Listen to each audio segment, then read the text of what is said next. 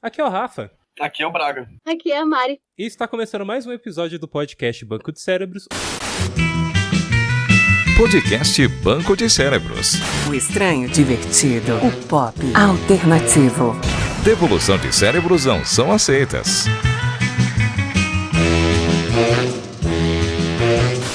Hoje nós vamos falar sobre o Tela Brasil, que é praticamente a Netflix brasileira. E eu trouxe aqui dois convidados ilustres, duas pessoas incríveis, que eu também divido sala de aula, né? A gente estuda junto, né? Então, primeiro de tudo, Braga, seja bem-vindo, cara. Obrigado, Rafa. É uma honra estar aqui mesmo. Fico muito feliz de ter vindo recebido um convite de você. E já sendo sincero aqui desde o começo, que é a primeira vez nesse formato aqui de videocast, de podcast, então eu vou estar bem nervoso e é isso. Vamos pra cima. Não, tranquilo, cara. Não, e no último episódio eu falei sobre mullet, né? Eu trouxe um representante aqui, né? Um cara que faz uso de um mullet lindo, pra vocês verem. Cara estiloso. E no fundo já tem aí também alguns posters, né? De filmes que a gente vai mencionar aqui também, né? Tem um ali, clássico do cinema brasileiro. Tem o Deus Diabo, e aqui o Massacre da Serra Elétrica, e alguns discos aqui de vinil também que você gosta. Show. Não tá isso, cara. E também tô aqui com a Mari. Mari está no seu estúdio. Estou. Tem pôster, sem mullet, mas com indicações maravilhosas, então vamos embora falar de filme. É isso mesmo, né? Até porque a gente pensa também em você jovem cinéfilo, né? A gente sabe os perigos de você ficar assistindo só em loop em Clube da Luta, Taxi Driver, então a gente vai recomendar. O cinema brasileiro, né? É importante, né? E o Tela Brasil, ele veio justamente para isso, né? Acho que, não sei se vocês concordam comigo, um dos problemas que a gente tem aqui no nosso cinema é a distribuição, né? Também o acesso às pessoas, né? Porque aí quando a gente tem, tipo, uma grande rede de cinemas, tipo, vai colocar uma cota ali de cinema, de filmes brasileiros, tudo às vezes acaba burlando, colocando, tipo, umas animações em looping pra passar. Tem coisas assim que, pô, a gente precisava ter uma divulgação maior desses filmes. E tem muita joia escondida, né? O cinema brasileiro, eu acho que tem um pouco de preconceito das pessoas e que eles não têm noção também do cinema que a gente tem, né? Não, tem zero noção. E eu acho que é muito importante o Tela Brasil, principalmente sendo que, já começando assim, né, trazendo, que ele veio desenvolvido por uma faculdade, né, por estudantes. Então, tipo, todo o desenvolvimento dele é por estudantes lá de Alagoas. Show. Então, acho que para trazer toda essa referência que temos do Brasil para, mano, de graça, sabe? E que ainda sem anúncio ainda. Sim, então isso já facilita.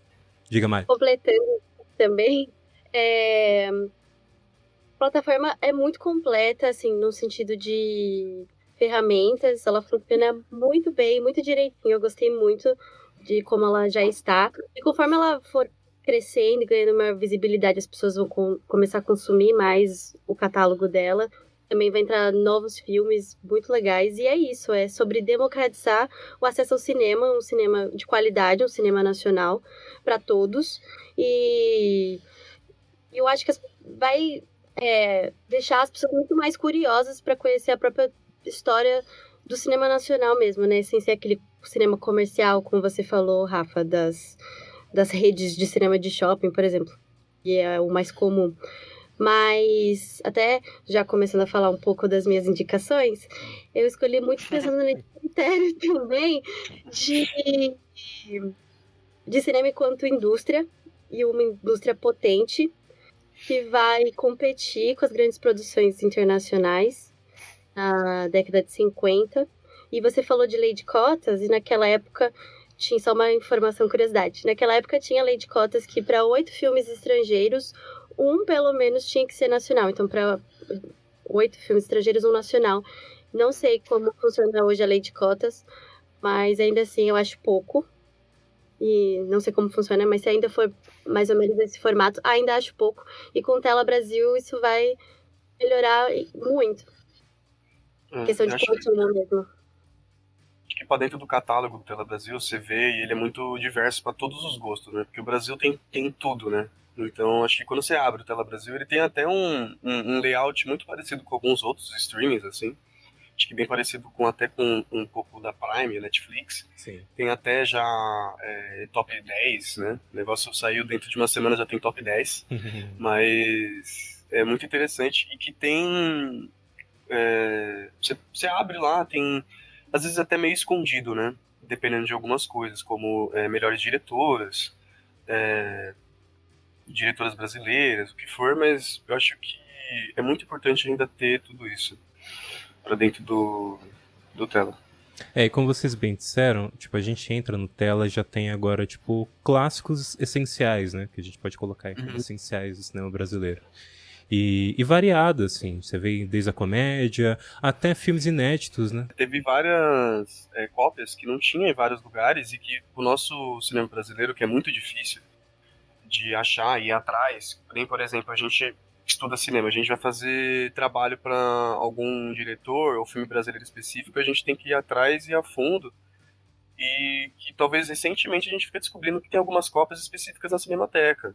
Sim. E pelo site deles, né? Mas com a parceria do Ministério da Cultura, da Cinemateca e a própria Universidade de Alagoas, eu acho que eles fomentaram muito várias cópias para dentro do Tela Brasil, onde são cópias lindas, assim, que são todas remasterizadas, assim, pelo menos a grande maioria. Eu não fui muito a fundo, mas pelas que eu vi, são ótimas cópias. Cópias essas que eu vi na Cinemateca, em exibição. Que às vezes fica, sei lá, às vezes são sessões únicas. E que agora está disponível de graça. Teve o caso, até um filme que eu vou citar, que foi remasterizado recentemente, teve um relançamento nos cinemas e tem lá na Tela Brasil a versão remasterizada, tipo, como foi, a cópia tá incrível, então a gente consegue ter esse acesso de graça, que é importante. Tchau, São Paulo! Para que agora vai ser o duelo do dragão da maldade contra o Santo Guerreiro! A linha amarela. Povo no poder, isso nunca. Gente, vamos lá. A Mari falou sobre indicações, né? Cada um aqui escolheu principalmente 2 filmes, né? Mas a gente pode citar outros. Então, eu quero começar com a própria Mari. A gente vai fazer uma rodada, tá, Mari? Então, tipo, você indica um, depois o Braga, depois eu. Qual que é a sua primeira indicação de filme que tá na Tela Brasil?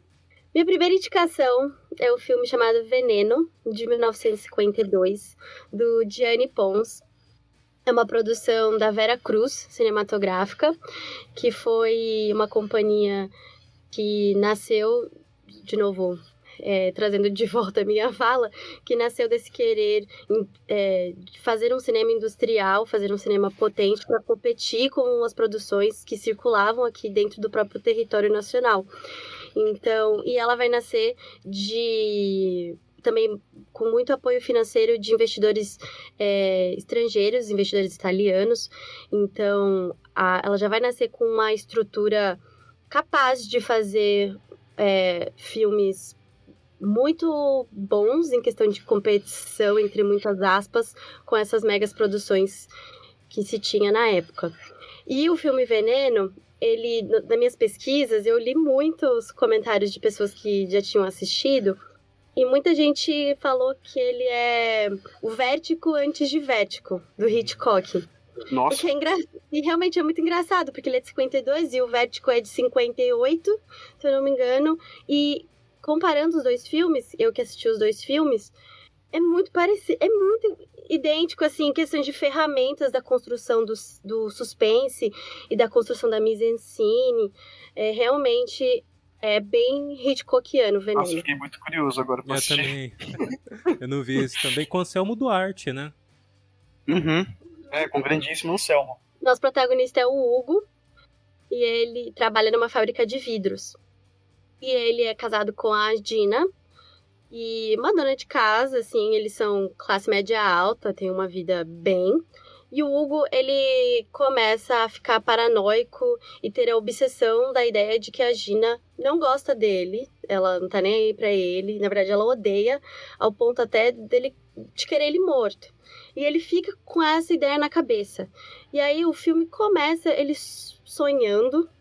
Eu vou tentar não entregar muitos spoilers, mas isso é importante de dizer. Tranquilo. Mas o filme começa com ele tendo um sonho onde ele mata ela.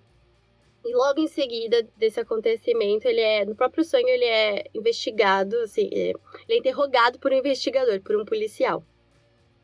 E depois, na vida real, assim, né, no cotidiano, no dia a dia, ele vai se encontrar, ele vai conhecer esse policial, ele sonhou, e aí esse vai ser o ponto inicial também para ele começar a ter um delírio, confundir o que é vida real, o que não é, se a Dina realmente não gosta dele, quer ele morto, ou se na verdade é tudo fruto da imaginação dele.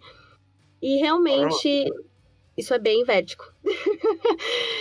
E é legal porque agora também, fazendo uma comparação com outro filme do Hitchcock, que é Rebecca, ao longo do filme Veneno, ele conhece uma cantora da noite, é a Diana, e ela é idêntica à Gina, ela é idêntica à mulher dele. E ele vai começar a manipular na cabeça dela a ideia dela ser parceira dele, porque ele vai querer substituir a Gina pela Diana. Que isso, mano? Cara, o Hitchcock viu esse filme, ele copiou e ele fez Vértigo, não é possível. Com certeza, eu não tenho dúvida. Aí, o cinema brasileiro pra cima aí, ó. Ó, vocês ficam falando aí, não, o Hitchcock é sensacional, tudo, mas a gente já fez primeiro, já. Fez primeiro? Caraca. Não, assim, é uma mega produção, é muito bonito, tudo, assim, os atores são incríveis, tudo perfeito, assim, claramente, realmente um filme com muita potência mesmo. E acho que se eu falar um pouco mais, eu acho que eu dou spoiler. Mas que ele realmente, assim, é considerado um noir brasileiro.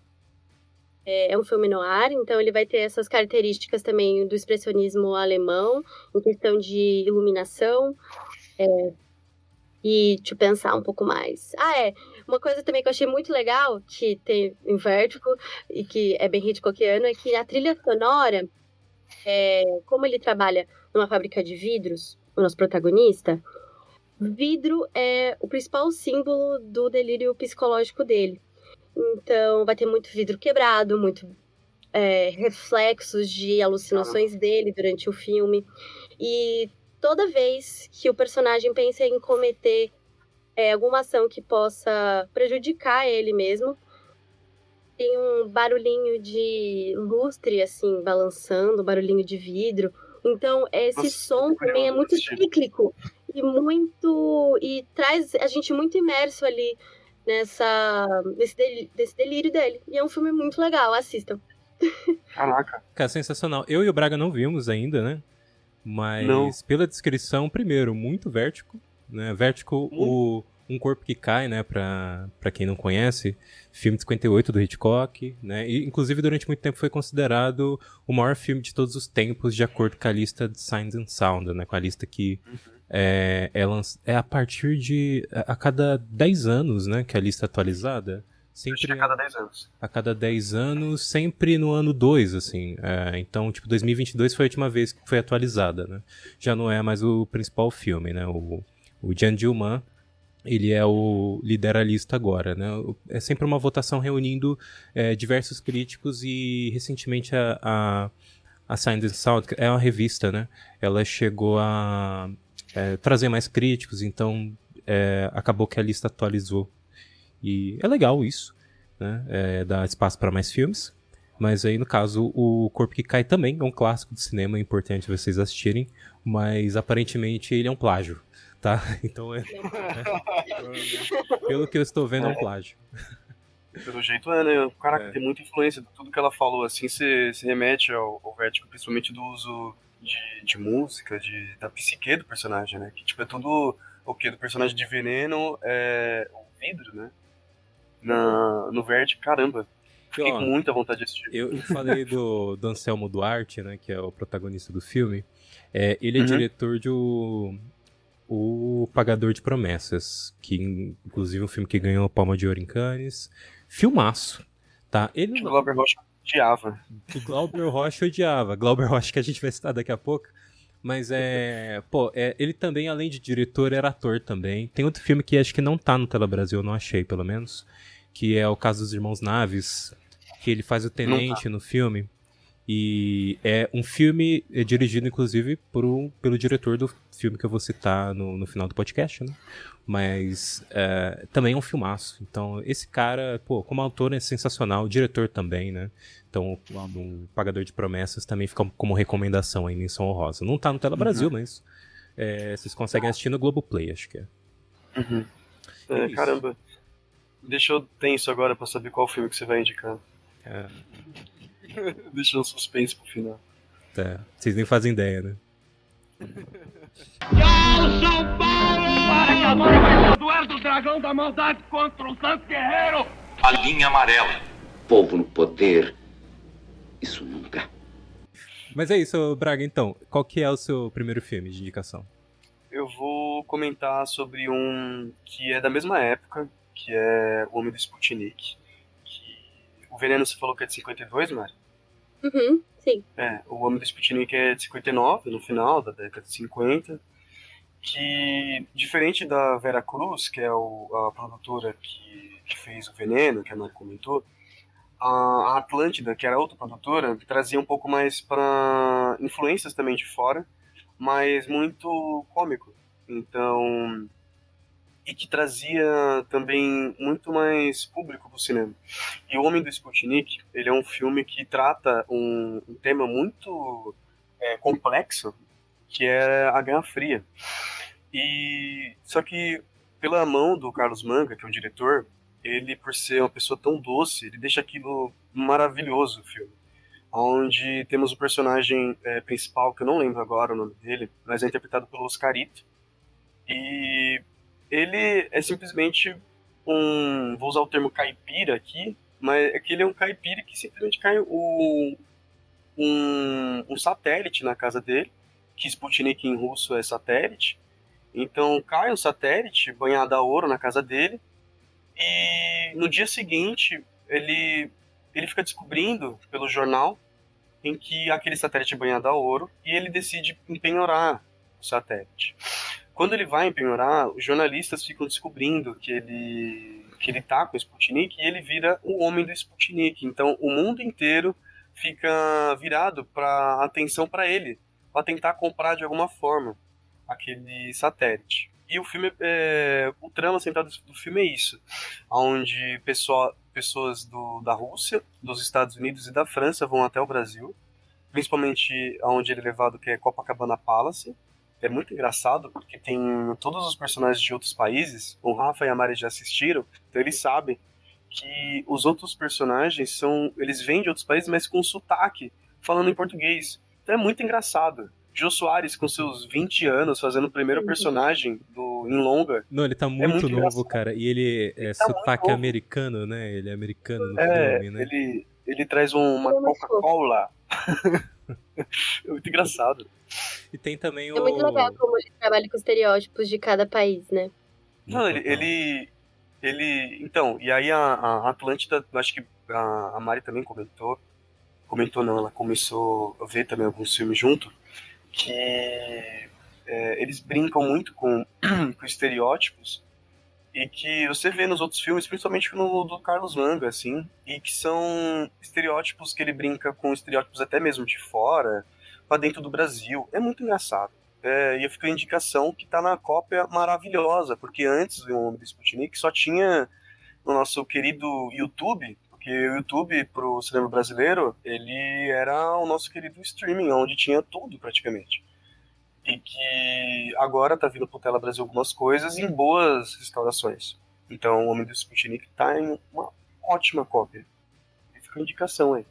Eu não quero falar tanto, mas porque é bom assistir esse filme sem saber de muita coisa. Não, ele é muito engraçado. Essa coisa dos estereótipos, né? Os russos no filme, eles têm... Cara, eles têm o visual do Blofeld, do 007. Isso antes, o filme é bem mais antigo.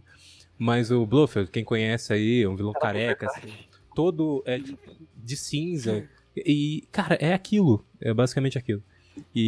Mas enfim, é assim, sensacional. É um filme divertidíssimo. Não, eles zoam muito os estadunidenses, né? O Jô Soares, eles são taxados como burros praticamente dentro do filme, assim, onde eles não sabem nada, eles sempre se perdem.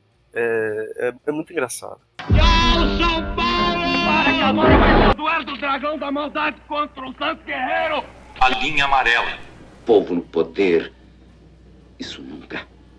Vou pra minha indicação agora, gente. E a gente já deu um spoiler, porque a gente falou de Glauber Rocha, né?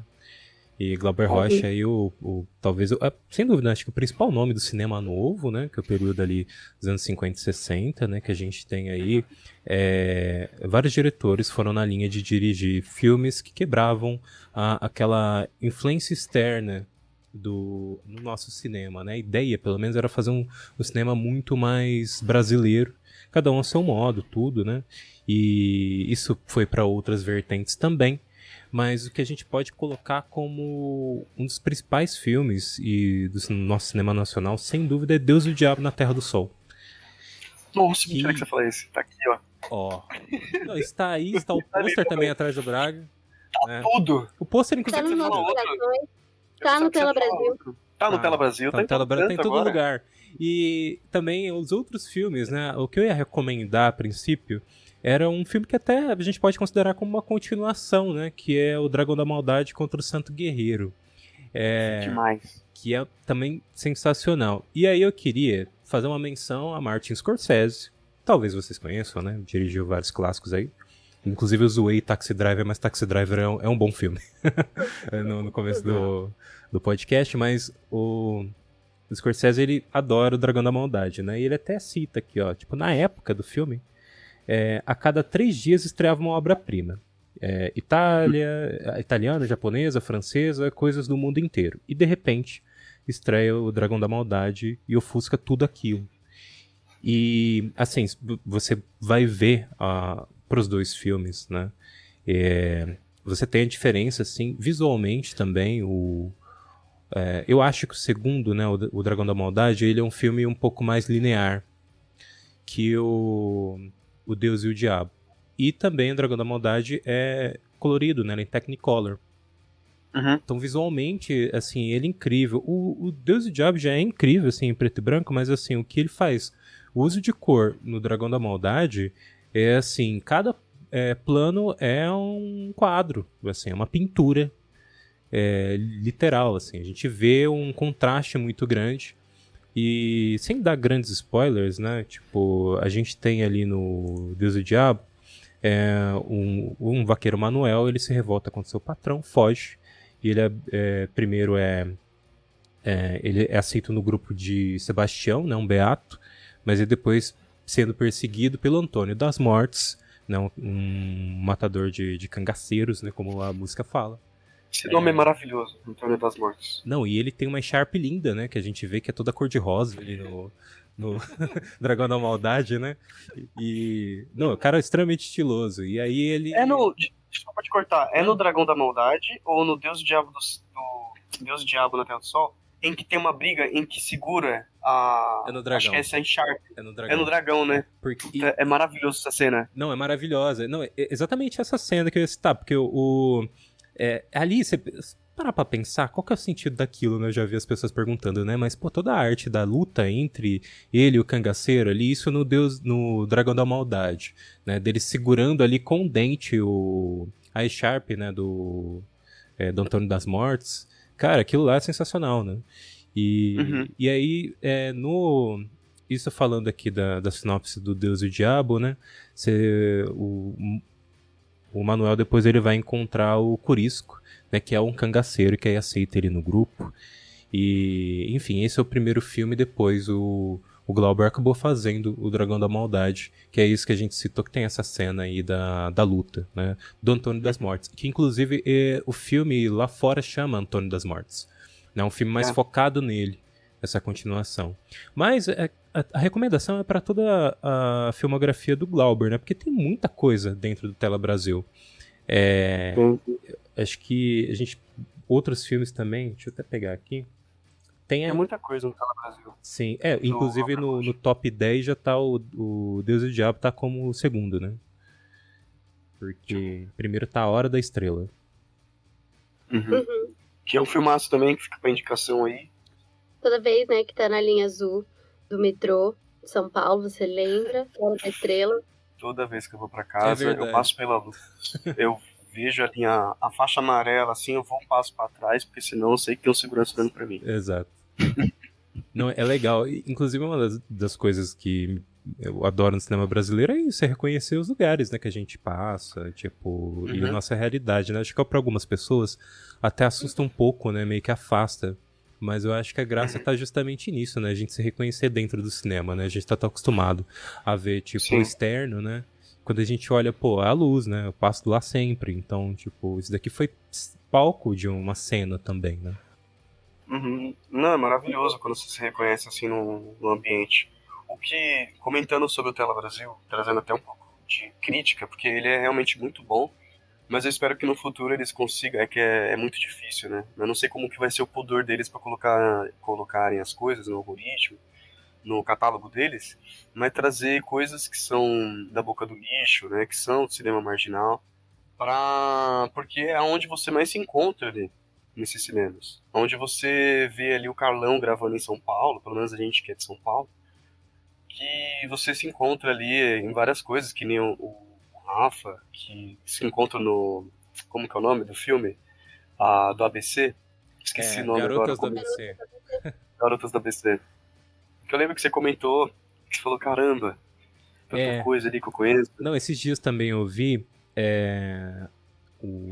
a Greve no ABC, né? Que é um documentário feito pelo diretor, o Hizerman, esqueci a pronúncia do nome. É Leon Hizerman. Leon Hizerman, isso. E ele dirigiu Eles Não Usam Black Tie, que é sensacional. Eu vi o Eles Não Usam Black Tie, eu acho que ele tá na Prime, eu não lembro, mas acho que foi na Prime. Ele não tá no Tela Brasil, mas também outro filmaço, tá? Fica a recomendação. E ele fez também depois um documentário na época sobre as greves no ABC. Aí você olha aquilo, você entende também qual que é a formação do ambiente que você vive, né? Tipo, ali tá a história, né? Inclusive eu vou falar muito sobre isso na minha segunda indicação, que também é aquela coisa da história, e a formação da ABC também tá aí. Tchau, São Paulo! Para que agora vai ser o duelo do dragão da maldade contra o Santo Guerreiro! A linha amarela. Povo no poder. Isso nunca. Mari, sua próxima indicação, a segunda. Bom, minha segunda indicação é um filme chamado Carnaval Atlântida, da Atlântida Cinematográfica, dessa companhia, que também fez O Homem do Sputnik, e é também um filme de 1952. E o diretor do filme é o José Carlos Burle, que foi quem fundou a Companhia Atlântida. Então, também, eu acho que isso acaba tornando o filme mais sensível quando se pensa que a Atlântida, diferente da Vera Cruz, ela é um pouco mais popular no sentido de conversar com a massa mais facilmente, né? Vai ter essa mescla com temas eruditos, mas trazendo de uma forma muito acessível para uma massa popular, de uma maneira muito inteligente, muito legal. E o próprio José Carlos Burle, ele trabalha muito esses temas, né? Ele explora, assim como também temas raciais nos seus filmes, né? Ele gosta de expor muito essa questão do racismo estrutural da época, mas que se perpetua até hoje, questões da mulher, né? Então, o papel da mulher, como ele é importante dentro do cinema, personagens femininos importantes para a narrativa, assim como para a vida real. Então, ele é muito político. Gosto muito desse filme porque ele vai trazer muito isso também no seu enredo. E falando um pouco da história, tem muitas subtramas dentro desse filme que me deixou um pouco doida, porque eu tive que prestar muita atenção para entender, mas também porque eu queria absorver cada detalhe, porque o filme é lindo, lindo, lindo, lindo, lindo. Ele é uma chanchada carnavalesca, e a chanchada nada mais, e a chanchada é filmes muito característicos da Atlântida Cinematográfica. Mas o que é a chanchada basicamente? Ela bebe de referências de filmes épicos e de grandes produções estrangeiras, esvazia de sentido e preenche com coisas nossas, coisas brasileiras, como, por exemplo, o próprio carnaval. Então, nesse filme vai ter muitas marchinhas de carnaval populares que a gente conhece, e isso é muito incrível, muito mágico. Eu sou suspeita, porque desde que eu comecei a estudar sobre isso, eu me apaixonei. Mas a história. Então vamos lá. Primeiro conhecemos uma dupla muito incrível, que é o Piro e o Miro. E o Miro é o famoso Grande Otelo. Então aí já começamos bem. E eles, No auge. no auge. E eles vão apresentar um argumento de um filme, uma chanchada carnavalesca, para o nosso diretor chamado Cecílio B. Demílio. Aí vocês vão pensar, eu conheço esse nome. Sim, existe um diretor, não sei falar a pronúncia certa, provavelmente, mas é o Cecil B. DeMille, que é um diretor que fez grandes filmes épicos, como Os 10 Mandamentos, Sansão e Dalila, Cleópatra. Me confirmem. Eu acho que assim que pronunciou o nome dele. É muito. Desculpa, eu só tenho com nomes próprios, pronúncias.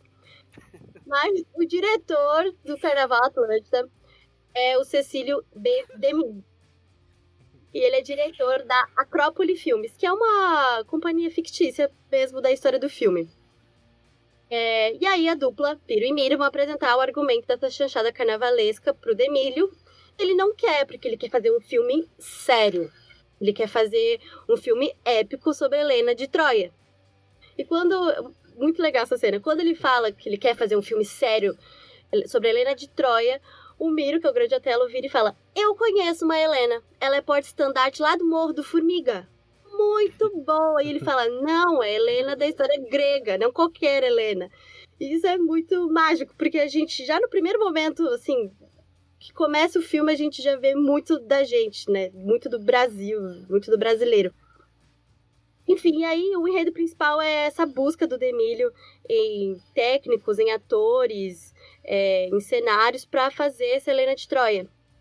E aí ele tem o secretário Augusto, e o secretário Augusto vai falar para ele: por que você não contrata para fazer o argumento, o roteiro do filme, um professor de história grega? Então ele fala: nossa, é verdade. Quem é o professor de história grega? É o Oscarito. Nossa, que função maravilhosa. É grande estrela da Atlântida junto com o Grande Otelo. E o Oscarito ele é muito engraçado, porque ele é todo assim, ego de professor, e eu sou todo intelectualizado, mas ao mesmo tempo ele é muito bestinha, porque ele fala: não sei se eu vou conseguir escrever esse argumento, esse roteiro, porque eu sou professor, sabe? Eu não trabalho no cinema, mas ele topa. E aí o filme vai se desenvolvendo a partir dessa trama principal. Mas também tem outros personagens. Tem a sobrinha do diretor Demílio, que vai se envolver com o personagem do Oscarito. Tem a própria filha do diretor Demílio, que ela tem uma cena muito bonita no filme, uma cena musical mesmo. Tem várias cenas musicais, que essa personagem Regina, ela vai fazer a Carmen Miranda, e é junto com o Grande Otelo, e é muito bonita a cena, muito mágica. E, enfim, tem várias subtramas muito legais nesse filme, e ele é uma mega produção também. Gosto muito dele, porque eu acho ele extremamente inteligente, porque é uma sátira da própria Atlântida cinematográfica, quando a gente vai pensar, né? Então, é uma ferramenta política trazer esse tema, trazer esse subdesenvolvimento, entre aspas, da própria Atlântida para um filme que fala sobre isso. Então, ele é muito legal também. Cara, sensacional. Eu não sei se o Braga viu, eu também não vi ele. Não consegui assistir esse ainda, mas eu fiquei com vontade de assistir os dois que a Mari comentou. Não, total. E aí, E, assim, aqui a gente vê a parceria, né? Porque antes a gente tinha o Oscarito ali no Homem do Sputnik, né? E a gente tem aqui Grande Otelo, né? Que também, cara, que tem de clássico é impressionante, né? Eu não sei se tá aqui na Tela Brasil, mas tem Rio Zona Norte com ele, né?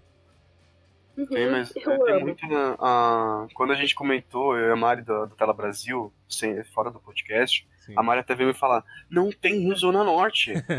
Aí ela foi procurar, mas é coisas que tem licenciamento, né? Demora. Sim, Pensa, eu sou Pereira dos Santos lá, em várias coisas. Então, enfim, né? Tem coisas aí que vai demorar pra vir, e que o catálogo, né, deles vai ser rotativo. Então, talvez mês que vem tenha. Sim. Uhum. Então, e a gente tá acostumado com o streaming também, né? Streaming é meio de lei, assim. Você tem filmes que saem, aí acaba contrato, tudo, né? Querendo ou não, tem que ser assim, né? Pra funcionar. Mas só esses que a gente tá citando aqui, já é ótimo a gente ter um acesso direto, né? Tchau, São Paulo! Para que agora vai Eduardo o Dragão da Maldade contra o Santos Guerreiro! A linha amarela. Povo no poder. Isso nunca. Eu vou falar sobre Orfeu Negro. Ele é baseado, né, em uma adaptação da peça teatral do Vinícius de Moraes, que é feita de 56, e que no filme, de vez de ser poético, igual na peça do Vinícius, ele foca mais no carnaval daqui do Brasil. Então, traz a história, eu vou até que ler aqui, porque é meio grandinho, mas é uma história trágica, romântica, entre a jovem Eurídice e o motorista e músico Orfeu. Os dois se conhecem durante o carnaval no Rio e se apaixonam, mas Orfeu tem uma noiva ciumenta. De acordo com a antiga lenda, o amor do casal é acompanhado de perto pela morte, e ele será capaz de descer aos infernos para salvar sua grande paixão. E ele é um filme que se passa pelo Brasil, mas ele é que tem um diretor, se não me engano, francês, que foi uma parceria que teve na época, e que levou o primeiro Oscar, assim, brasileiro, na verdade, francês, porque ele representou a França, mas ele é um grandíssimo filme, prestigiado em vários lugares, e que fica como indicação para todos verem que ele é um romance e musical de 59. É isso. Show. Eu vou assistir. Não sabia, vou Assista. assistir. Assistam os dois.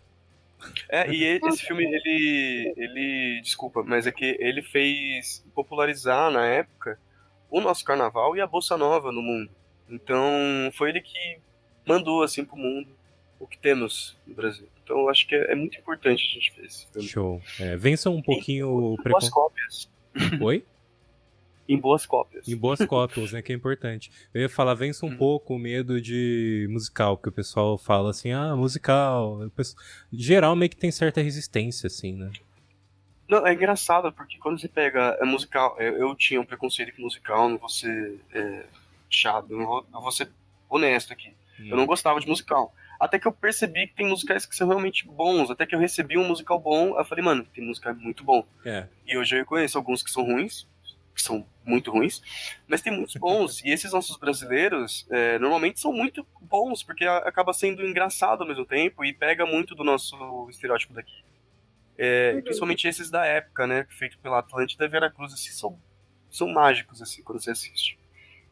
É verdade. Sim. Dialoga direto com a gente, né, também a música, né, mas acho que dialoga bem mais. Nossa, muito bom. Facilita, né, porque musical é isso, né, tem, assim como qualquer gênero, né, você tem exemplos ruins, mas o musical é que as pessoas se enchem quando alguém tá só cantando durante muito tempo e, tipo, não tem um enredo, né? Geralmente a reclamação é disso, né. Mas, pô, tem vários exemplos muito bons, assim. Eu sou suspeita, eu sempre amei muito musical e pra mim faz todo sentido você chegar num êxtase de sentimentos que você precisa cantar. Não, total, né? Não, normalmente mas tem muita gente amargurada nesse mundo que não consegue fazer isso. Vamos tentar cantar a próxima vez que a gente se irritar? Eu vou fazer isso. Vou cantar. Tchau, São Paulo! Para que agora vai Eduardo o Dragão da Maldade contra o Santos Guerreiro! A linha amarela. Povo no poder.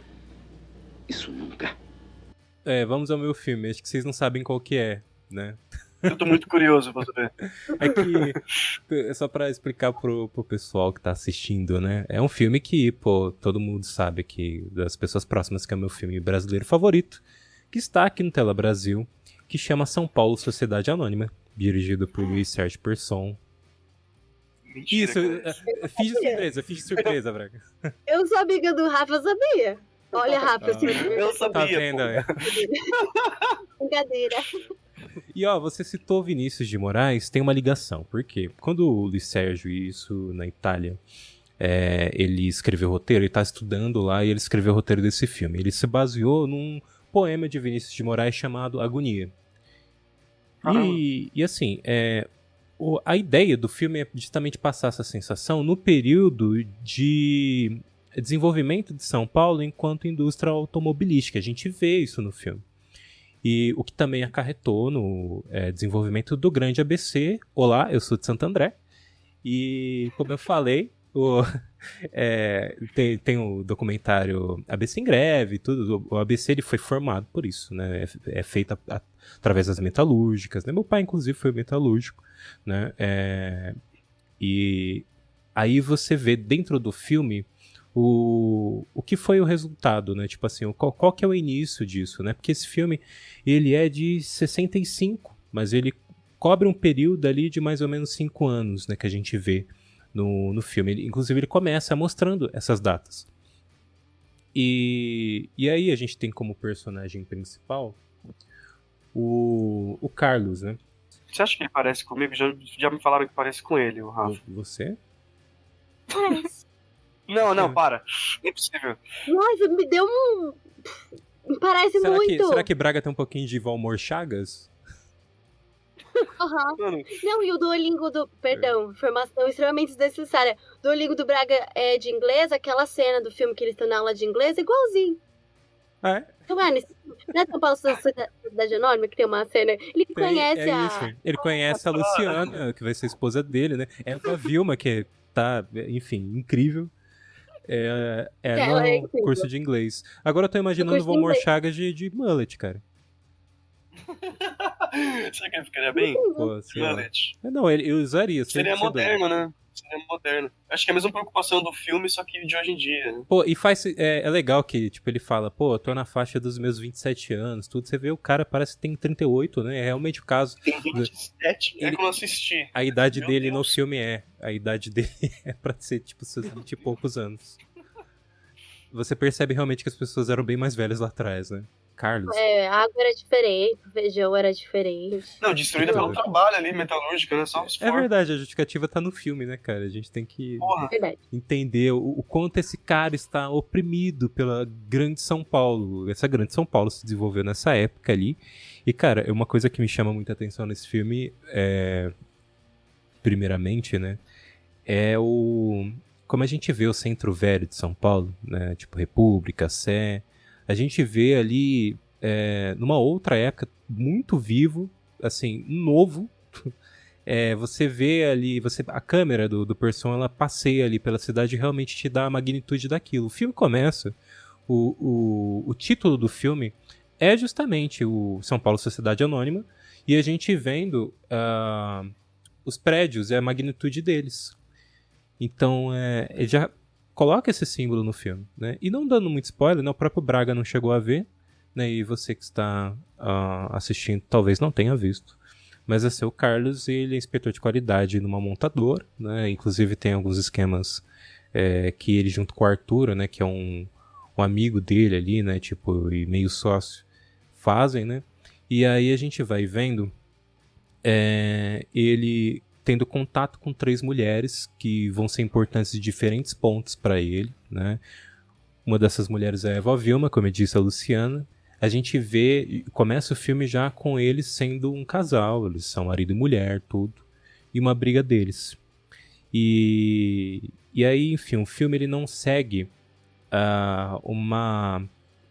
ele não segue uma narrativa linear, então a gente vai ver um vai e volta, e também a linguagem do filme é um reflexo do sentimento do personagem naquele momento.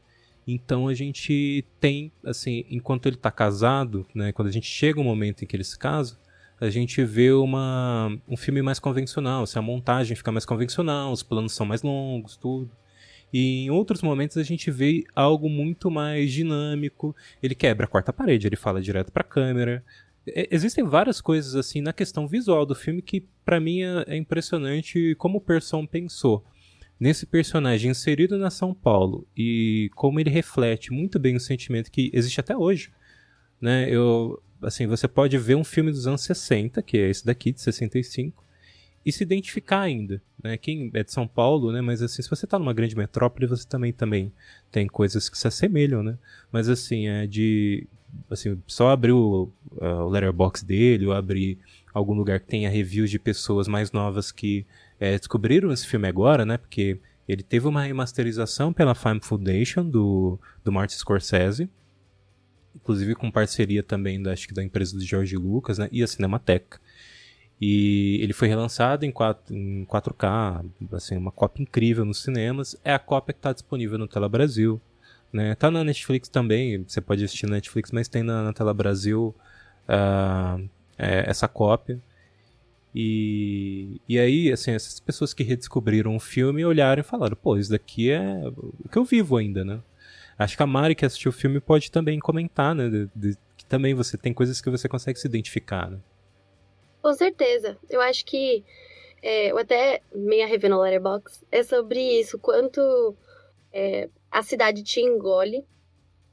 Essa coisa mecânica de trabalhar todo dia e não ter tempo ósseo para fazer seus hobbies pessoais, ter um tempo para pensar, reorganizar sua vida. Não, isso não existe. Porque o ócio também foi mecanizado. Então, é isso. A cidade é enorme, a cidade te engole. Ao mesmo tempo que é dúbia essa relação, porque você, no seu ego, na sua própria autoestima, você se sente parte desse todo enorme e você também fica deslumbrado com a magnitude da cidade. Então, é muito essa relação dúbia de faço parte desse macro, mas ao mesmo tempo eu não sou ninguém dentro desse macro. E você falou da narrativa não linear, e amo comer a imagem inicial do filme, né, que é a personagem da Luciana no chão, né, assim, de cócoras no chão, né, que ela está em prantos, não vou falar o porquê, com o reflexo da cidade, né, no rosto dela, que a câmera se afasta, assim, e o filme começa com essa cena e acaba com essa cena, e esse plano é lindíssimo. Eu acho que é o mais emblemático do filme, né? Ah, não, sem dúvida. Esse plano, o que logo começa, né, que a gente vê, assim, o reflexo da cidade, né, tá encobrindo os personagens, né, e aí a gente vai para um diálogo em que duas pessoas não estão no mesmo ambiente, né, é totalmente, assim, eu falo da invenção, né, tá nisso, né, e aí, enfim, cara, esse plano e todo o restante do filme é incrível. Queria citar também, a gente estava falando do Glauber Rocha, né? Isso eu vi a Marina Persson. Marina Persson é filha dele, foi VJ da MTV e tudo, e eles têm um podcast chamado Nosso Podcast Cinema. Fica até a recomendação, um podcast incrível. E na entrevista com o Walter Salles, eles comentaram, né? Sobre a vez que o Glauber Rocha viu esse filme. Acho que não tinha sido lançado, tudo. E ele falou pro Persson, olha, ele vai terminar assim, porque esse cara deveria se revoltar com essa situação, né? Como que você vai passar uma mensagem para as pessoas de que... É a cara do Glauber falar isso, né? Total. Como você vai passar a mensagem das pessoas se rebelarem, sendo que ele meio que, tipo, se conforma, né? Pelo menos que dá a entender. E aí até o Persson fala, né? Não, é justamente isso. Eu quero que as pessoas assistam o filme e se sintam incomodadas. Porque olha o ciclo que ele passou e, tipo, olha o resultado final, né? Não dando spoiler do que acontece e tudo. Mas é isso, assim. E é uma coisa, fica aquela... fica aquele em aberto, né? Que é aquele gostoso, né? Que você fica assim, pô, cara... você fica realmente... Sim, exato. Então cara, filmaço, tá aí. Não vou falar mais desse filme, senão é um podcast inteiro, né? Sobre ele, então não. Eu vou juntar eu e os espectadores pra assistir junto. Pra assistir, depois você me fala. Que você tem você tem um DVD que eu sei. Então... É verdade, eu tenho. Verdade. Tá perdendo tempo. Calma, chegou de férias agora consigo, agora tem um tempo ósseo. É porque a gente é estudante de cinema, mas não tem tempo durante o semestre pra poder ver filme, isso é curioso. Vai ter que esperar as férias pra ver filme. É difícil. Pra ver filme a gente fez um esforço a mais, né? Não, então tem que Mãe, correria. desculpa, não vou poder ir no churrasco da família porque eu vou ver filme. Vou ver assim. São Paulo, Cidade Anônima. É assim. Brincadeira. E é bom também, voltando pro Tela Brasil, que ele é dá pra trazer pra dentro das faculdades, escolas, assim, porque ele é bem didático, ele é bem pedagógico, tem muita coisa que dá pra ver, e é muito, muito legal, porque tem muito curta brasileira. muito, muito, muito, Sim. muito curtas.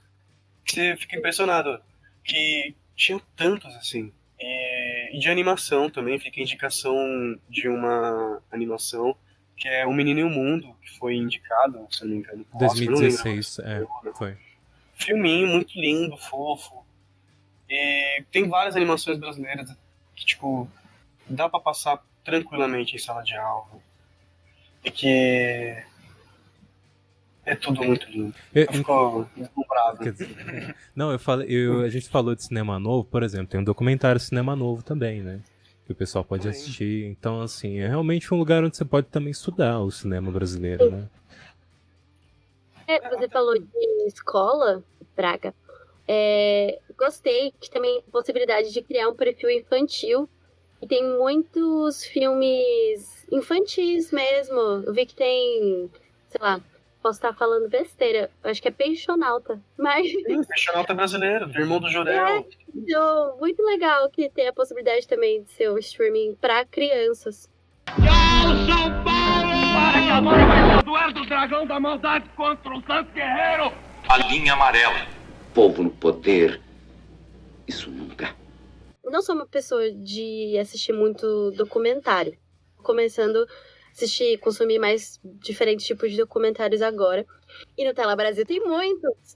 E aí eu assisti um documentário chamado A Mulher da Luz Própria, que fala sobre a Helena Guinness, que foi uma atriz e diretora muito importante também para a história do cinema nacional.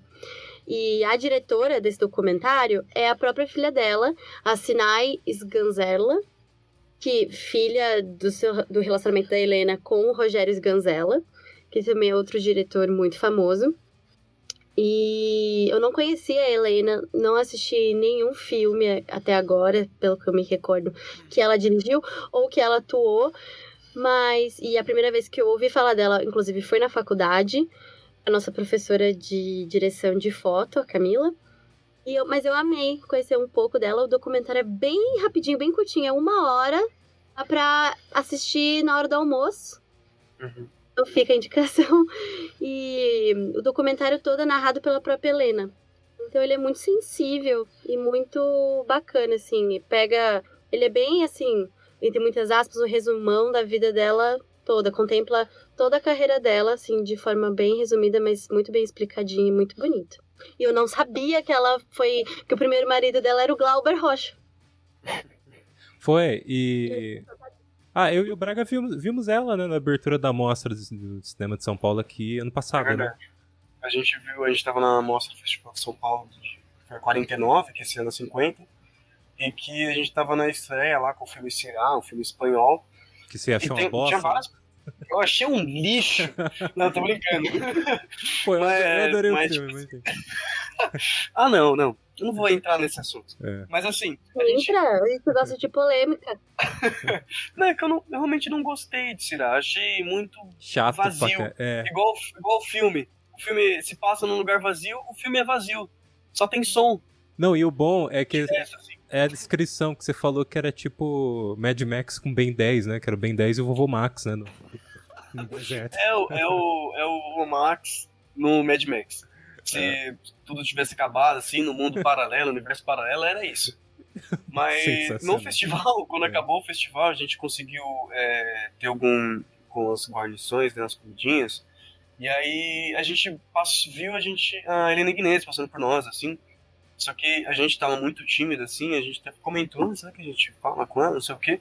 A gente só viu ela, a presença dela, mas eu fiquei muito feliz, porque eu já vi alguns filmes dela, consegui já ver A Mulher de Todos em uma cópia 35mm, talvez a cópia mais linda que eu já vi no cinema. Caraca. Tipo assim, a cópia tava... Você passa na tela, ela não tava preta e branca, ela tava roxa. E ela tava linda. Ela tava linda, a cópia. Tava impressionante. Consegui ver outros filmes dela também, mas não vou conseguir lembrar agora. Mas são filmes lindos, onde o personagem exalta muito a mulher que ela foi. E que ela ainda é. Sim, porque ela continua nativa, não faz muito tempo. Eu vi ano passado um filme desses da Peste que ela faz uma participação. Então até hoje, assim, ela é ativa no cinema nacional, né? E tem, assim, é uma recomendação. Adoro esse filme. É dos Sganzella. que é o Bandido da Luz Vermelha. Que não tá no Tela Brasil. Que não tá no Tela Brasil, mas enfim, tá no Claro TV Plus. Que tem que pagar. Tem que pagar R$ 9,90, pelo menos tem o precinho aqui no Google. A Mas gente pode puxar a palavra drive aqui. Eu sou Team Piratas. Team Piratas, é. Isso não é referência de Jack A gente Sparrow. vai nosso próprio filme, É a Jack gente vai Sparrow, ser meu amigo contra Jack pirataria. Sparrow. Aqui eu brinco igual ele, ó. Mas a gente assistiu outros formatos aí. Como a Mari disse, né? Drivezinho sempre salva, né? Inclusive pensando em cinema brasileiro, há muita coisa, né, cara? A gente só achando desse jeito, né? Joga no Twitter lá e, cara, é o único jeito. Mulher de Todos, quando eu assisti, acho que eu assisti a segunda vez que eu queria assistir com meus pais. Eu falei que eu tinha adorado assistir no cinema, fui tentar atrás pra assistir em algum lugar. Eu tinha visto que tinha drive, mas eu queria colocar na TV. Às vezes eu não tinha fácil acesso pra conseguir transmitir pra TV, não sei o quê. Eu achei no YouTube, que eu comentei aqui no começo do podcast. Sim. O grande YouTube que tem várias cópias assim perdidas. E aí a gente vai ver, né, se o Tela Brasil às vezes vai tirar ou não de algumas coisas do YouTube. A gente só vai saber em breve. A gente falou do Garotas do ABC, o filme. Tem do Carlão Reichenbach, que é o diretor. O filme Demência eu fui ver no YouTube. Tava lá no YouTube, foi o jeito. Saiu pelo que eu vi. Então aí eu não sei se, tipo, vai estar em algum lugar aí, se vai estar no Tela Brasil, se é um filme que eles vão colocar lá. Mas é um filme que tem... É bom pra caramba também, é outro que se passa em São Paulo esses dias. E tal qual a Atlântida, também tem essa fusão do erudito com o popular muito bem feito. Porque é uma releitura de Fausto, do Goethe, né? Sim. Então é muito legal mesmo. Mas se passa ali nas madrugadas, né? As noites de São Paulo ali, com... É outra coisa, o Carlão foi influenciado por esses cinemas, né? Por causa que a infância dele foi ali nessa... Carlão, quando eu digo o diretor, no caso, Carlos Reichenbach, e que ele foi influenciado na infância dele em cinemas que passava o quê? Xoxada Carioca. O que a gente indicou aqui, o que tem pra dentro do Tela Brasil, é o que ele consumia quando criança, Carlão. Que é Homem do Sputnik, como que é o nome que você comentou, Mari? Carnaval Atlântida. Carnaval Atlântida, é o que ele consumia. E que também, acho que tem muita influência também, principalmente pelos filmes que o Rafa trouxe aqui, do Bresson, porque o Bresson foi professor do Carlão. Então tem muito filme do Carlão ali que você vê muita influência do Bresson, principalmente do São Paulo Sociedade Anônima, mesmo eu não assistindo, mas você vê pesquisas e reviews das pessoas, né? Que diz que muita influência do São Paulo Sociedade Anônima em Alma Corsária, por exemplo, Carlos Reichenbach. Isso eu não vi. Mas fica de indicação aí pro Rafa e pros espectadores. Esse eu não lembro por onde eu assisti. Eu acho que deve ter sido pelos meus amigos piratas. Mas... Os caras trazem de embarcação, né, cara? Ele entrega o DVDzinho pra vocês. Mas assim, capinha. Tá aqui. Mas é um filme pra indicação aí pra todo mundo. E que depois de você assistir São Paulo Sociedade Anônima na Tela Brasil, vê em seguida Alma Corsária. Alma Corsária. E, eu falei do filme Demência. Você percebe também, né? Ele tá referenciando direto São Paulo Sociedade Anônima. Tem bastante essa influência, assim. Um que eu não vi... Cara, toda vez que falam desse filme, as pessoas falam, é sensacional. Falsa Loira, né? Falsa Loira. Esse é maravilhoso. Esse é maravilhoso. Com a Mulholland. Professora Helena do Carrossel. Esse é genial, esse filme. Eu esqueço o nome dela toda vez. 2007. É Mulholland o sobrenome dela, só lembro o sobrenome. Rosane Mulholland. E com o Callum Raymond. O Callum Raymond, nossa, é maravilhoso. É o último filme dele, né? É 2007, né? É o mais recente. Eu não sei se foi o último dele. O Carlos, é o último filme do Carlão. É que ele morre em 2012, né? Infelizmente. 2012, sim. Mas esse filme é mágico, assim. Ele é o Anora brasileiro, antes do Anora. É sério, depois vai entender quando assistir. Eu vou ver depois. Aproveitando, gente, então. Devia ter levado o Oscar, né? Nossa, devia ter se indicado. Eu imagino que seja melhor que a Nora, né? Com certeza. E olha que eu gosto da Nora. Não, mentira, eu gosto de Anora. Mas pra mim, se você falou pra mim que é parecido com a Anora, eu vou achar superior à Anora. Não, Você que manda. Provavelmente, não sei. Espectador que escolhe. Tchau, São Paulo! Para que agora vai ser o duelo do dragão da maldade contra o Santos Guerreiro! A linha amarela. Povo no poder. Isso nunca. Gente, vamos lá. Finalzinho do podcast. Eu deixo o espaço para vocês se despedirem, fazerem divulgação do que vocês querem divulgar, ou mesmo mencionar um último filme. Começa com o Braga. Era só porque eu fiz cara de medo, né? Mas eu vou... Eu não sei se eu consigo indicar alguma coisa aqui agora de cabeça. Acabei de olhar pra minha tela e vi A Hora da Estrela. Vou indicar A Hora da Estrela, filmaço que se passa em São Paulo, onde uma nordestina acaba vindo para São Paulo e tenta se entender nessa grande cidade. E acho que para divulgação de mim mesmo eu vou colocar, acho que meu Instagram e se der meu Letterboxd. Não sei. Pode ser, se você quiser colocar, eu vou deixar Pode o ser? arroba aí embaixo também. Aqui, ó. Isso. Eu preciso falar ele ou você... Pode falar ele, que tem gente só Meu ouvindo Instagram também. é verdade. Guilherme.sbraga. Esse é o Instagram. E o Letterboxd é Bragota. Só isso, só. Aí você vai encontrar uma imagem lá de um rosto Grande vermelho, Bragota. que não é o meu, mas é isso. Sou eu. Show de bola. E você, Mari? Eu não lembro no Letterboxd. Mas enfim.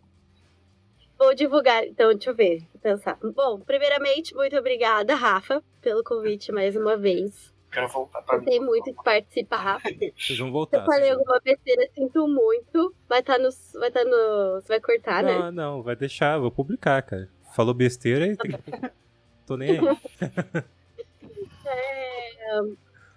eu ver, divulgar. Será que vou divulgar a nossa liga da faculdade? Liga Cinemac no YouTube. Pista? Que tem nossos curtas. Não, porque, gente, vem apoiar Não, tem que estudantes apoiar de mesmo. cinema que sonham em produzir, fazer, roteirizar, dirigir os próprios filmes. Estamos galgando nessa carreira, então vou divulgar Bem nossos lembrado. curtas. @Liga Cinemac. Deixa eu ver. Se você tem uma criança na família e ela curte Lego, não tá no Tela Brasil. Poderia estar no Tela Brasil. Não tá no Tela Brasil, não vou nem falar. Brincadeira, você.